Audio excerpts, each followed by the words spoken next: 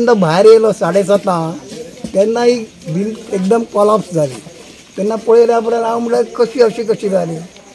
मागीर सगळे आयले पळयले.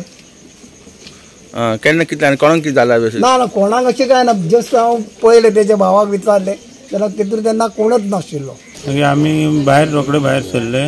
हांगा पळयलें भिंत कोसळ्ळी आहा आनी वयले नळे छप्पर सगळे पडलेले आनी आसतले 50 एक लॉस जाला आसतले 50,000.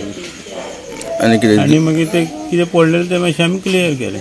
ते पार्वतीबाई जे घर आसलेलें पोन्ने घर तें आयज सकाळी 7:30 तेची भिंत कोलॅप्स जाली आनी तशेंच कोलॅप्स जातून म्हाका शंभू पालेकर जो शेजारी आहा तेणी सकाळी फोन केलो अशें जाला म्हणून. हांवें रोखडोच मागीर फायर ब्रिगेड घालून फोन मारून तांकां आपयलें. तेंच्यांनी जे आतां येवन तेंच्यांनी जे पांय वाट जी आसा ती थंयसर माती आनी शें पडलें तें तेंच्यांनी क्लियर केलें आनी ते आतां गेल्या.